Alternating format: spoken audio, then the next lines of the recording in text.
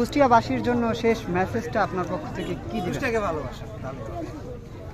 আজকের প্রথম দিন উপলক্ষে উপস্থিতি কেমন সারা পাচ্ছে? যা আছে আলহামদুলিল্লাহ।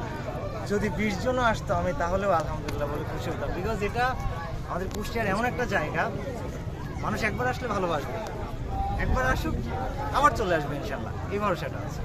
অবশ্যই দর্শক যারা যুক্ত হয়েছিলেন ওই পদ্মা টেক থেকে কাব্য ভাইয়ের যে টেক, এখানে আসলে অসাধারণ। আপনারা যারা ফেসবুকে দেখেছেন, আসলে ফেসবুকে যতটুকু দেখেছেন, আমি আশা করব আপনারা এই স্থানে এসে এই জায়গাটিতে বিশেষত্ব বিশেষত্ব এটা হচ্ছে ফেসবুকে দেখে হবে না, এখানে এসে প্রাকৃতিক বাতাস প্রকৃতি এটা উপভোগ করতে হবে। আর কয়দিন পরে যখন পানি আসবে তখন তো এই জায়গাটা মাথা নষ্ট। এখানে আমরা আস্তে আস্তে সূর্যমুখী বাগান, কাশফুল বাগান, অনেক কিছু করবো ইনশাল্লাহ।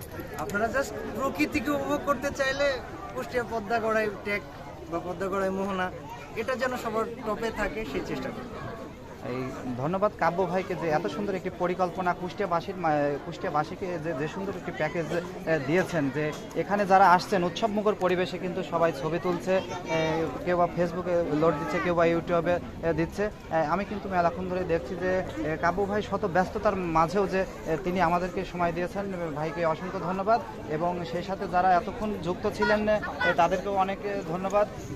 ভাইয়ের ইন্টারভিউ নেওয়ার পরে দেখছি যে একটা ছেলে আবার ভাইয়ের সাথে সেইভাবে ছবি উঠছে। এই ছবি ওঠা দেখি আবার আমার মনের ভিতরে সহ্য হইলো না। দেখলাম যে ভাই আবার এক জায়গায় লক করে বসে আছে, আমি আবার মনে করলাম একটা ছোট্ট করে একটা সেলফি নিয়ে এলি। তো কেরাম হয়েছে সবাই জানায়ও। আর আমার পেজে যদি নতুন হয়ে থাকো অবশ্যই ফলো দিয়ে থাকো ইনশাল্লাহ। আসসালামু আলাইকুম।